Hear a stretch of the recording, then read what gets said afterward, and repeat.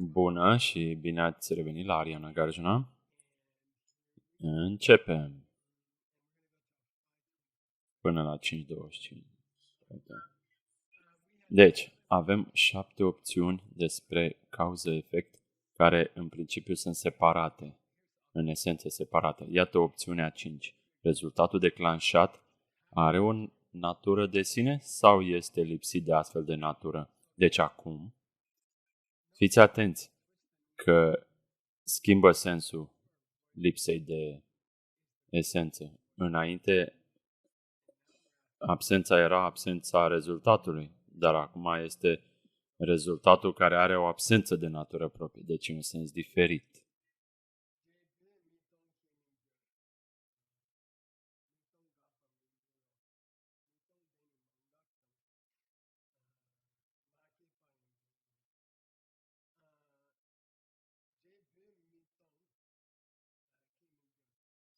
Deci nu poate fi un început dacă lucrul nu este absent de acel rezultat.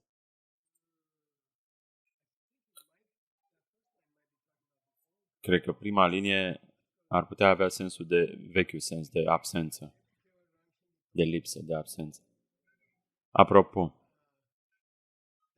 acel cheie drang din prima linie este o expresie nouă, n-am văzut-o niciodată, dar a început să o folosească din nou și din nou și acum e limpede că înseamnă, vă dau câteva alegeri și voi alegeți pe cea corectă.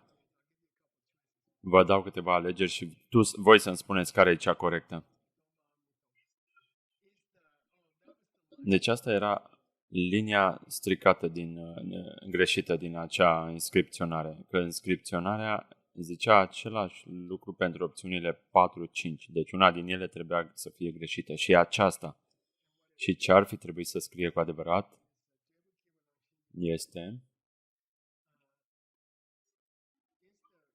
este creșterea, începutul, startul rezultatului este lipsit de propria natură sau nu? Tu să-mi spui.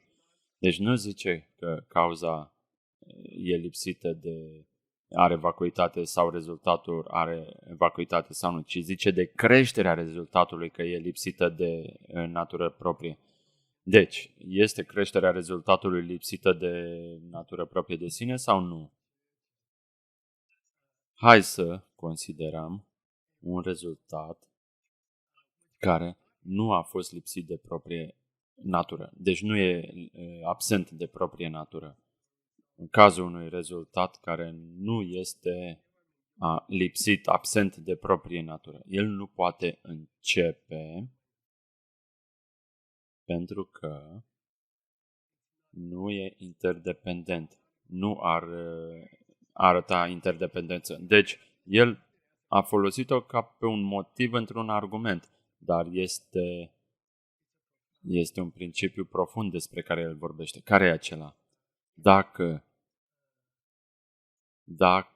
ceva era interdependent, el nu ar putea avea propria natură. Ar trebui să fie gol de proprie natură. Dacă ceva este interdependent, el trebuie să fie lipsit de propria natură de sine. Dacă nu ar fi fost lipsit de propria natură de sine, dacă nu ar fi lipsit de, nu ar putea fi interdependent și de asemenea nu ar putea fi nu s-ar putea nici opri niciodată, pentru că are propria lui natură. Mulțumim! Apropo, a repetat din nou și din nou că dacă ceva avea propria sa natură, nu putea ajunge la un sfârșit, pentru că și-ar pierde propria natură. Asta e tot. Deci, un argument care se tot repetă, că dacă ceva are proprie natură, nu ar putea muri, pentru că asta înseamnă că natura s-ar schimba și astfel nu va mai fi natură proprie. Deci lucruri care au existență de sine, natură de sine, nu se pot opri, pentru că altfel vor fi diferite față de ce erau înainte și asta nu e posibil atunci când ai propria natură de sine.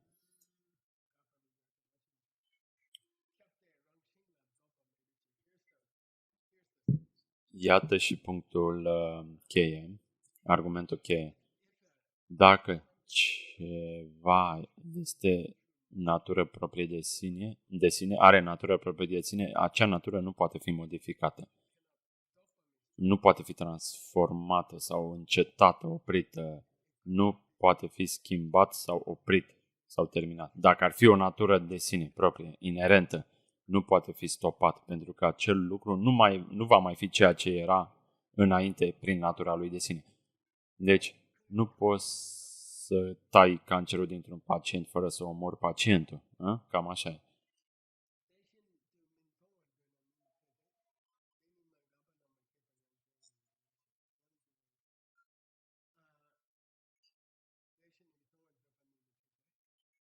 Dacă tu negi că rezultatul ar putea avea vreo natură de sine, orice natură de sine, el nu se poate nici opri, dar nici porni, fără, atâta timp cât are o natură de sine proprie.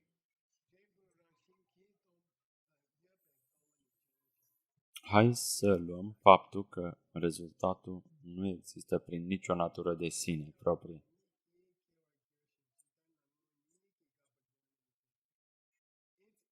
Dacă rezultatul ar fi gol de orice natură de sine, nu poate porni niciodată și nu se poate nici opri, pentru că nu ar avea nicio natură de la care să se schimbe. Deci dacă ar avea propria natură de sine, nu ar putea, nu ar putea să se stopeze în mod special. Dar dacă n-ar avea nicio natură deloc, nu se poate nici opri, nici porni. Nu-mi place poza asta aleasă, așa că am să sar peste ea.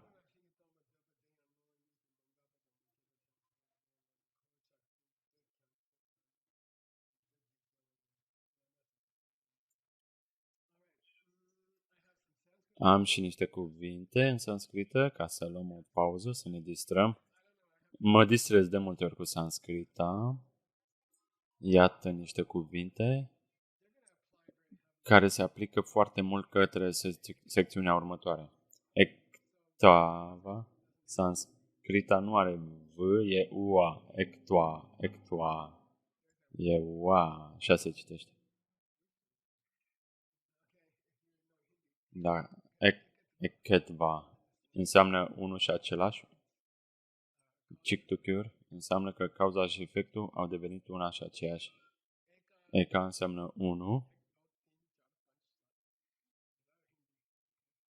Eka înseamnă unu. Eka rasa, un singur cântec. Eka e ego, s-a transformat în ego și apoi aha. Ekatva înseamnă unitate, asemănare. Să vină de ajutor. Este cauza și efectul unul și același lucru? Nu sunt ekatua. Următorul cuvânt, aniatva, nu înseamnă onion, ceapă, adică, ci aniatva înseamnă celălalt, opusul. Deci eka înseamnă unul și același și ania înseamnă separate. Însă se traduce că nu merg împreună. Aniatva înseamnă shendukur, că ceva altceva. Că dacă nu sunt unul și același, sunt diferite unul față de altul. Da? Principiu primitivul acestui cuvânt se traduce că nu merg împreună. Următorul cuvânt, swabhava, swabhavas, adbhuta. Nu sunt sigur dacă ar trebui să fie cu prelungire rostit acel U fără A prelungit. Sunt suspicios despre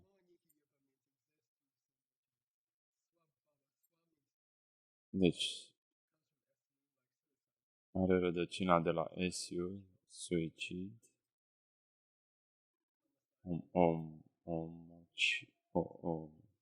omucidere și sva înseamnă tu, sine. Baba înseamnă natură. Deci, svabhava înseamnă propria natură. Și adbhuta e un cuvânt neobișnuit care în mod normal se traduce ceva s-a întâmplat, dar acel ceva e minunat. Deci adbhuta înseamnă de obicei, care e al treilea capitol denumit? Cum se denumește?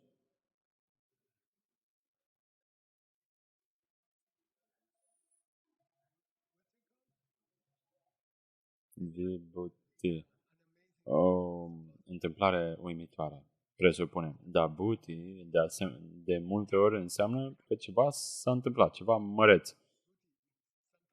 Uneori asta se traduce, ceva măreț. Și aici înseamnă, svabhava, e că are propria lui, i s-a întâmplat propria lui natură, asta se traduce. Există sub forma unei nature de sine, nu cu sosul de ciocolată. Nu are nevoie de siropul ăla de ciocolată ca să existe. Ci există ca o cupă de înghețată, dar fără înghețată, fără sirop. Deci câteva cuvinte pe care le vom folosi și vor fi utile în clasa de azi. Iată și a șasea opțiune. Și cred că le putem finaliza. Rezultatul e declanșat de o cauză care e fie la fel sau separată. Este cauza la fel ca rezultatul sau separată de rezultat? Hai să vedem această posibilitate. Ei, ar fi ridicol să spui că cauza și rezultatul sunt una și aceeași, că altfel cum ar putea una să înceapă din cealaltă? Deci anulează. A doua jumate. Apropo, el repetă a doua și a patra linie, care e stilul lui Nagarjuna. Deci, e ridicol dacă sunt una și aceeași. E ridicol așa, dar de asemenea e ridicol și așa, cam așa zice Nagarjuna, că e complet eronat. Ce zici? Și iată esența. Dacă cauza și efectul sunt una și aceeași lucru, atunci care e scopul? Care e ideea? Dacă sunt complet desconectate, atunci care e conexiunea dintre ele? Dacă sunt inerent diferite, adică nu există punct de contact, atunci de ce mai discutăm de cauză și efect? Dacă cauza și rezultatul sunt la fel, atunci ce este creat și crearea și creatorul sunt una și aceeași. Crearea și creația și creatorul sunt una și aceeași.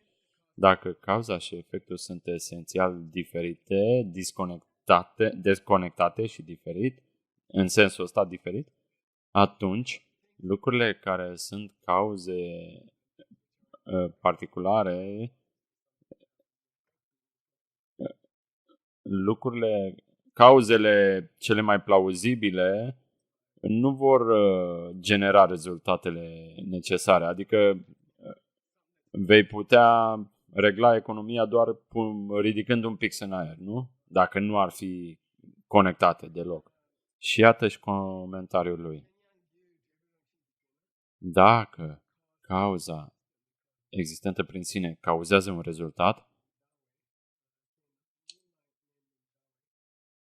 deoarece nu există nicio diferență esențială între cauză și rezultat, atunci, dacă cauza și efectul în esență devin unul și același lucru, asta ar fi greșit.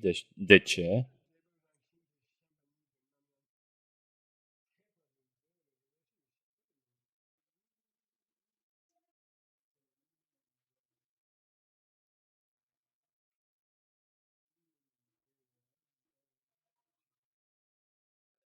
Scuze, trebuie să reiau.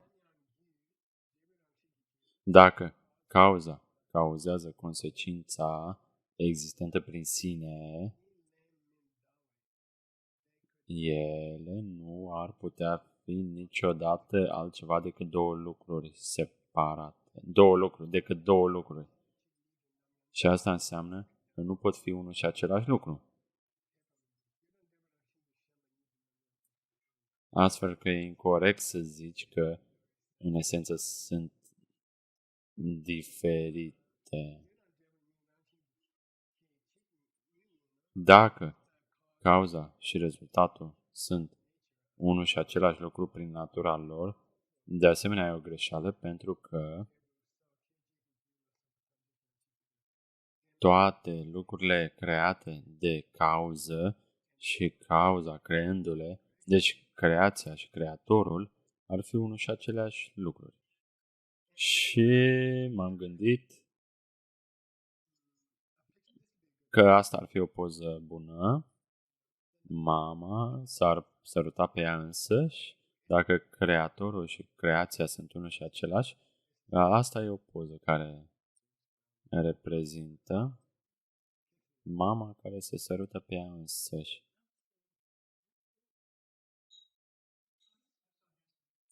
Sunt atât de haios că m-aș popa pe mine însumi. Apropo, dacă nu există nicio relație deloc între ei și sunt doar două ființe separate, e o expresie des folosită filozofic. Dacă nu era nicio conexiune între cauză și între creator și creație, dacă nu era nicio conexiune deloc între ei, atunci ar fi incorect să le categorizez ca fiind cauză și efect. Dacă nu era relație între cauză și efect, e incorect să-i dai ca exemplu de cauză și efect. Am terminat cu al 6-lea. Am și o poză, ia să vedem. O să vină mai târziu. Numărul 7. Ei, aproape că am terminat. Rezultatul care există sau nu prin natură proprie de sine e declanșat de o cauză. Cauza declanșează un rezultat, da, dar există prin natură proprie sau nu? Nu îmi pasă, ambele sunt greșite. Ok? Oare rezultatul vine din cauză? Da. E declanșat de cauză? Da. Este rezultatul cauzat de cauză? Există prin sine sau nu? Ambele sunt greșite. Ok? Deci hai să examinăm puțin asta. Dacă rezultatul deja exista printr-o formă de natură proprie de sine, atunci cauza ar fi de nefolos. Nu mai e nevoie. Poate să fie să-și dea demisia. Dacă rezultatul există printr-o natură proprie de sine, cauza și-ar pierde activitatea. Ce ar mai face atunci cauza? Dacă rezultatul nu avea vreo natură proprie de sine,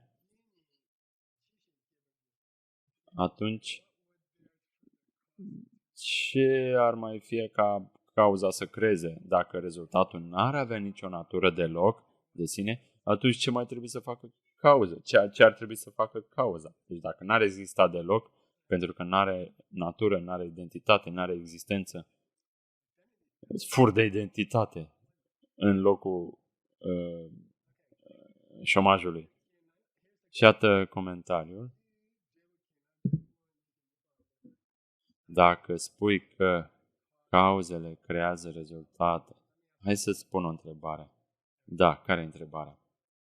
Când o cauză creează un rezultat, oare acel rezultat are natură proprie sau nu? Și ambele răspunsuri sunt greșite. De ce? Dacă rezultatul există printr-o natură de sine, atunci ce ar mai avea de făcut cauza? Ce ar rămâne pentru cauză să mai facă? Deci odată ce ceva are o natură proprie de sine, nu mai e niciun scop ca acel lucru să fie cauzat din nou. Odată ce un lucru există prin natura sa, care e rostul să-l mai cauzezi încă o dată? Ce poți să faci mai mult? Ok. Am găsit un fruct. Sunteți pregătiți? Și ideea e, trebuie să explic poza. aceste semințe nu pot crea acest fruct finalizat, pentru că e deja acolo. Deci asta e scopul, asta e ideea. Dacă rodia finală are natură proprie, atunci ce mai au de făcut semințele? Da? Deci pot fi concediate. E prea târziu pentru ele ca să mai facă ceva.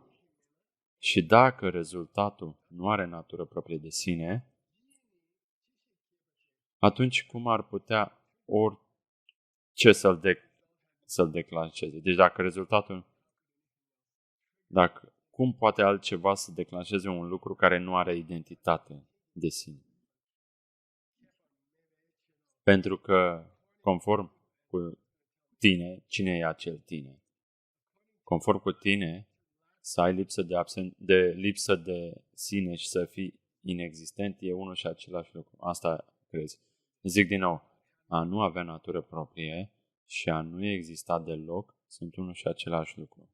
Conform cu tine. Ăsta e celălalt. Ăsta e tipul care vrea, care să fie existente prin sine. Că dacă nu există, n-au identitate și ar putea fi chiar și o bucată de popcorn decât o rodie.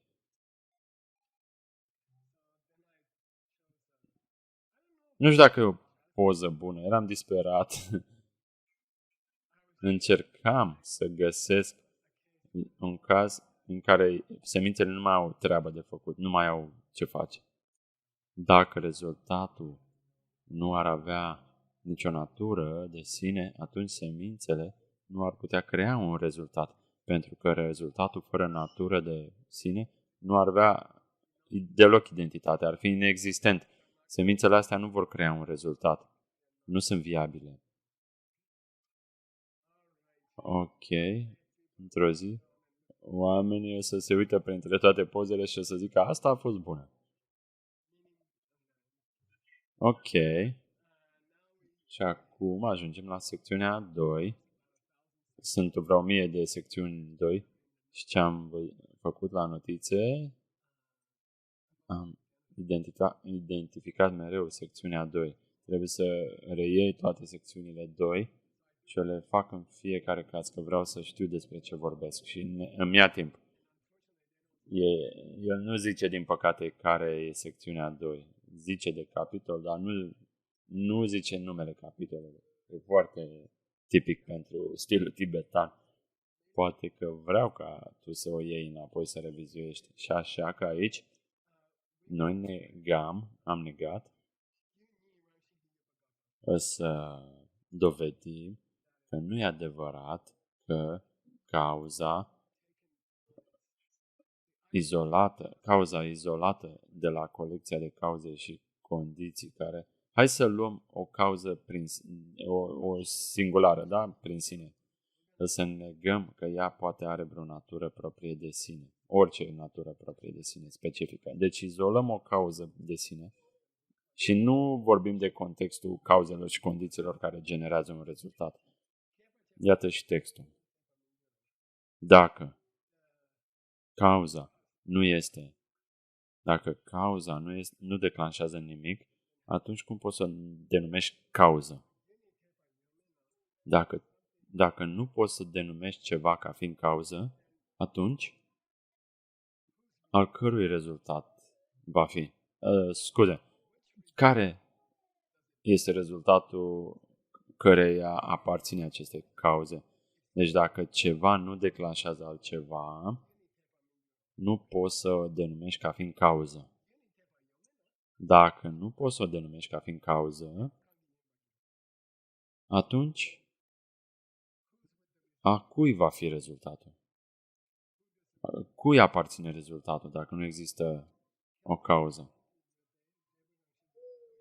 Și asta e un argument interesant pe care el l-a tot repetat. Dacă cauza are vreo natură proprie, atunci natura proprie ar trebui... Dacă cauza are vreo natură de sine, atunci rezultatul ar trebui să aibă și el o natură de sine. El vrea să afirme asta, ca celălalt oponent să afirme. Dacă cauza are o natură de sine, atunci și rezultatul conectat cu ea trebuie să aibă o natură de sine. Dacă orice are natură de sine, orice conectat cu el trebuie să aibă și el la natură de sine. Asta e ideea generală a lui. Și noi spunem, de ce?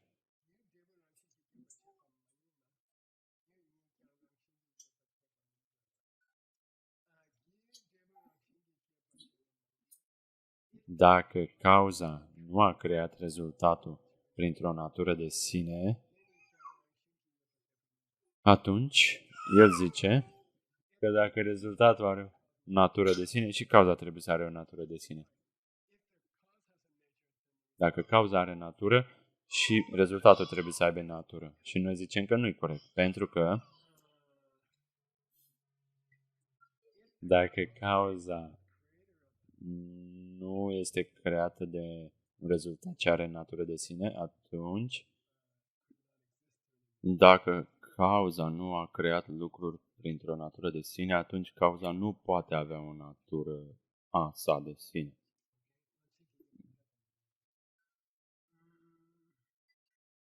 O poză aici. Dacă nu a început ceva de la sine, care exista de la sine, atunci nu a existat niciodată de la sine. Deci dacă cauza nu a generat un rezultat de la sine, atunci nici cauza nu a existat de la sine. Asta e opusul a ceea ce vrea el să zice. El a zis că dacă rezultatul existent prin sine, atunci și cauza pentru acel rezultat e existent prin sine. Și hai să o luăm invers. Dacă cauza nu există prin sine, atunci nici rezultatul nu există prin sine. Cumva suntem de acord cu metodologia lui. Dacă e incorect să zici că cauza însăși există printr-o natură de sine, atunci dacă nu e corect să zici că cauza nu are natură de sine, dacă un rezultat ar apărea, atunci al cui este? Scuze, dacă nu poți să zici că cauza nu are natură de sine, atunci ce rezultat cu natură de sine există și de unde a venit? Dacă cauza nu are natură de sine, atunci de unde există acel rezultat existent prin sine? Deci dacă cauza nu are natură de sine și ai un rezultat care are natură de sine, atunci de unde a ieșit acest rezultat? Pentru că nu ai o cauză care să îi se potrivească. Deci, ce cauză face un rezultat care are natură de sine, cui aparține acea cauză? Dacă cauza nu poate avea natură de sine, izolată, atunci, dacă primești un rezultat care are natură de sine, de unde a venit acel rezultat? Pentru că un rezultat care are natură de sine ar trebui, logic, să vină dintr-o cauză care are natură de sine. Dacă izolezi cauza și dacă cauza care nu are natură de sine, ai atâtea rezultate cu natură de sine care nu pur și simplu au răsărit fără nicio cauză. Nu le poți corela. Pentru că trebuie să spui că fiecare rezultat are o cauză corespondentă. Deci, dacă ai un rezultat care stă așa în aer, care a venit, care e prin sine, e prin natura lui, trebuie să găsești o cauză care are natură și ei proprie pentru a îl potrivi. Dar tu ai zis că cauza nu are, izolată nu are natură de sine, izolată cauza. Ok, suntem la secțiunea 3.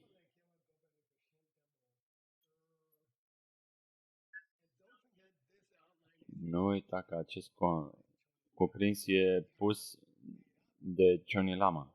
Johnny Lama a inventat acest cuprins pentru a potrivi argumentele. E ca un detectiv care, analizează o scenă de suicid și de omor și el pune aceste capitole pe cuprins. El pune acest cuprins pentru a ne ajuta foarte mult. Am văzut cărți unde autorii au împins prea mult pentru a-și băga propriul context, dar ce a făcut Johnny Lama funcționează pentru mine. Să vă mai dau mai multe motive de ce un rezultat nu vine prin adunarea cauzelor și condițiilor la un loc. Vă dau încă un motiv pentru care rezultatele nu răsar din circumstanțe unde ai cauze și condiții la un loc, pentru că asta este cel pe care noi ne dorim cel mai mult. Asta ni se pare cel mai confortabil. Adică gheșela, uite, sămânța e acolo, apa e acolo, lumina soarelui, grădinarul e acolo, fertilizatorul. Atunci trebuie să iasă, nu? Adică copacul trebuie să răsară. De fapt, am avut multe dezbateri la mănăstărie, că părea imposibil să-l dai înapoi rezultatul. În milisecunda dinainte de a răsări rezultatul, e posibil să anulezi rezultatul care iese dacă toate condițiile sunt prezente? Și răspunsul celebru e da. Și eu zic de ce? Dacă o cioară zboară în timp ce sămânța cade sau imediat ce a aterizat, cioara vine și ia sămânța. Și puteți să vă gândiți la asta. E un răspuns valid de străvechi, nu?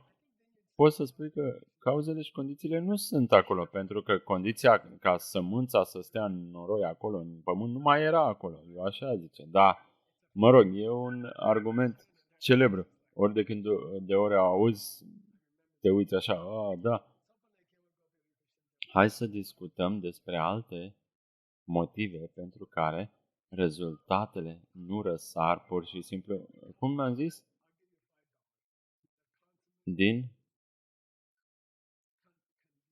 convergența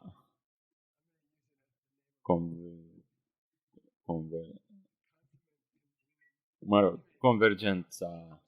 Încearcă să te chinui, să-ți imaginezi că toate cauzele și condițiile deja au convers la un loc. Este laptele, făina, tot zahărul, cuptorul e dat drumul și trebuie să iasă. Avem câteva argumente finale.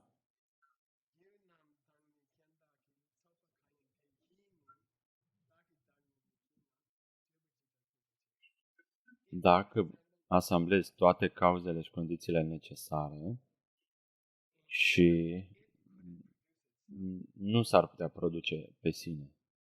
Dacă apa, soarele, sămânța, grădinarul și fertilizatorul nu ar putea, dacă toate cauzele nu se pot crea pe ele însele, cum ar putea cauza altceva?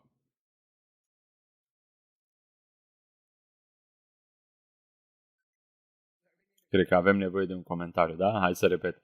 Dacă sămânța, apa, fertilizatorul, grădinarul, lumina soarelui nu au creat sămânța, apa, fertilizatorul, soarele, cum pot ei tot la un loc să creeze un copac? Trebuie să comentăm aici. Ia. Astfel că rezultatul nu e creat din convergența cauzelor și condițiilor. Și dacă nu ai avut niciodată la un loc cauzele și condițiile, nici asta la fel nu ar crea rezultatul.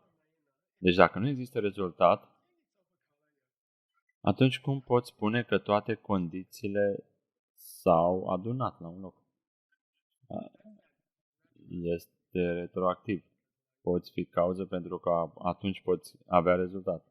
Iată. Și e foarte rezonabil. Cineva zice, uite, vrei un rezultat? Pur și simplu adun la un loc toate cauzele și condițiile și rezultatul va răsări. Așa funcționează. Și noi spunem, dar nu ești de acord că reuniunea cauzelor și condițiilor nu au creat cauzele și condițiile? Da, e ok, putem fi de acord. Fertilizatorul nu a dat naștere unui alt fertilizator. 3 motive aici. Și unul din ele e interesant. Personal. Iată. Când cauzele și condițiile vin la un loc, ele nu se creează pe ele însele. De ce?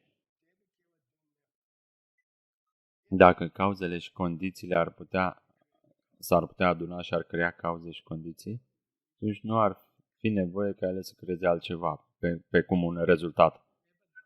Deci asta e cumva ciudat. Al doilea motiv.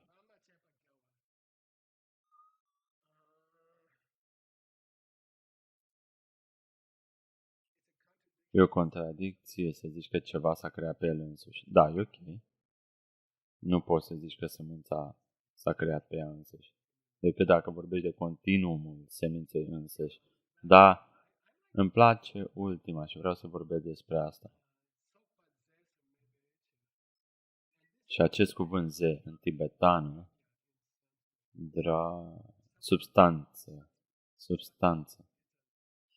este un cuvânt foarte dezbătut în toate școlile.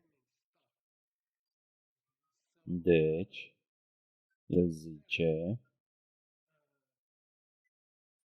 convențiile de cauze și condiții nu sunt ze. Nu pot crea alte lucruri. Nu sunt substanțiale suficiente să creeze alte. Nu cauzele și condițiile separate. Nu cauzele și condițiile la un loc. Dar convergența nu creează. E doar o situație. Nu este ceva substanțial.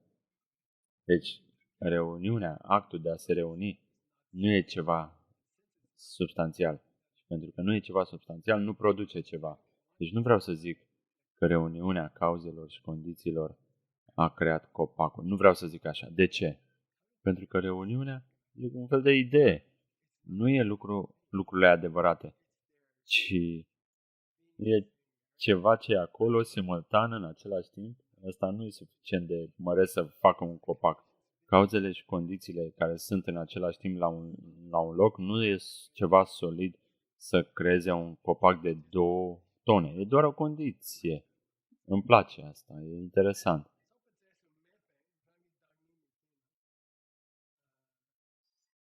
Deoarece reuniunea cauzelor și condițiilor nu e un fel ceva solid prin sine, nu precum chimicalele sau nutrienții. Dacă asta înseamnă că nu poate produce ceva, dacă reuniunea nu este suficient de solidă pentru a crea un rezultat, nu e ceva solid, cum ar putea crea vreodată un rezultat prin sine? Ar fi precum motion. E un idim. Înseamnă copilul unei femei gravide. E expresie celebră. Nu, ar fi ca un copil al unei femei care nu mai are ovare. E imposibil. Deci dacă reuniunea însăși nu este suficient de concretă pentru a produce un rezultat, atunci cum voi puteți spune că convergența a creat ea prin sine un rezultat? Dacă reuniunea, nu chimicalele, nu semințele, nu fertilizatorul, nu apa, soarele, ci acțiunea de a se reuni, dacă asta nu este suficient de substanțial să creeze un rezultat, atunci de ce vorbești de o creare existentă prin sine a unui rezultat? Nu este. Argumentul lor original în secțiune era că reuniunea cauzelor și condițiilor creează rezultat. Și noi zicem nu. Când zicem că cauze condiții creează rezultat, da. Am zice că reuniunea cauzelor și condițiilor creează? Nu. Asta e prea teoretic. Când spunem că reuniunea cauzelor condițiilor creează rezultat, dacă reuniunea e ceva prin sine, zici, nu, lasă asta, tot ați născocit-o. Încercați să înțelegeți că am încercat să creez o poză de mai multe elemente care nu au un scop comun. Și era un grup de oameni pe stradă. Nu merg să facă un om de zăpadă sau ceva. Doar pur și simplu merg pe stradă. nu au un scop în minte. Adică mersul oamenilor pe stradă nu creează un om de zăpadă. Dar oamenii, dacă aleg să meargă la Lincoln Center, la patinoar, da, dacă nu, atunci sunt niște oameni care pur și simplu trec unii pe lângă alții, pe Fifth Avenue, lângă localul ăla.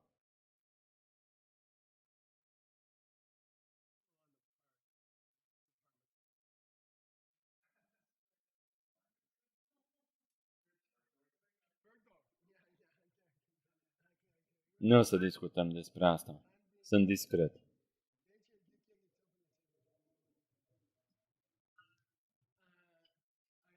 Mai avem ceva timp, ok? 5 minute. Suficient? Ranglup? Ce avem aici? El în final, nu Nagarjuna, dar Cioni Lama să zică, dar noi ce credem? O să vă zic eu ce credem.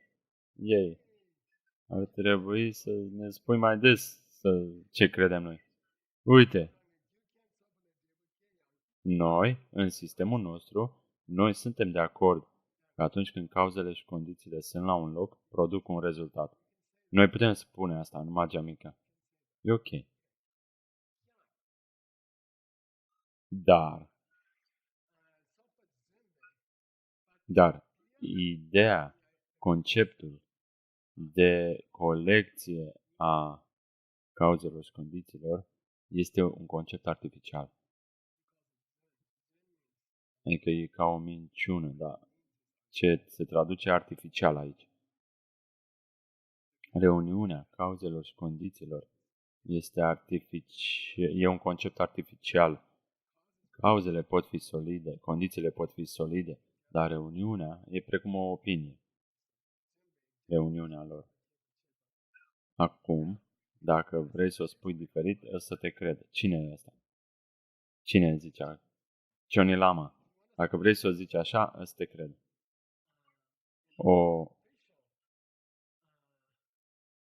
O convenție artificială de oameni ar putea crea un rezultat artificial. E ok. Sunt de acord cu asta. O reuniune artificială, dacă creează un rezultat neoficial a unui copac, care e învelit în ciocolată și totul era învelit în ciocolată, o să-l cumpăr. Sunt ok cu asta.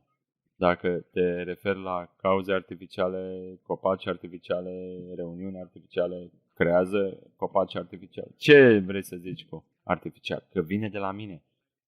Că nu e real în exterior. Nu exista înainte ca eu să fiu acolo. Eu l-am creat. Ok? Mare o propoziție, ok? Apropo, eu nu zic că nu poți avea niciodată un rezultat dacă cauzele și condițiile nu se adună. N-am zis asta. Nu asta vorbesc. Știți cuvântul ăsta? Shinto. Asta înseamnă e o mare prostie. Adică, da, să zici că ele nu creează nimic e complet stupid. Foarte haiose. E complet stupid ce zici. Lucrurile obișnuite despre existență proprie de sine sunt destul de ușoare. Da, dacă vrei ca eu să zic că eu zic că ele nu produc un rezultat când se reunesc, asta e ridicol. N-am zis niciodată asta. Încă o linie. Și apoi terminăm capitolul. Yeah. Și mai avem un capitol pentru cursul ăsta, care va fi 21.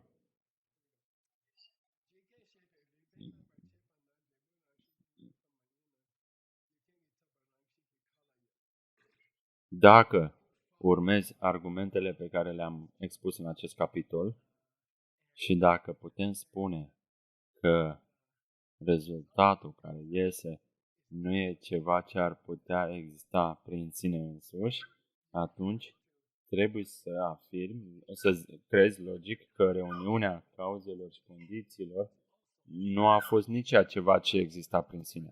Doar asta vreau să indic către voi. că dacă rezultatul nu e ceva ce ar putea exista prin sine, atunci reuniunea cauzelor și condițiilor care a creat acel rezultat, logic ar trebui să fie la fel. Nu trebuie să fie să existe prin sine, ci vine de la tine.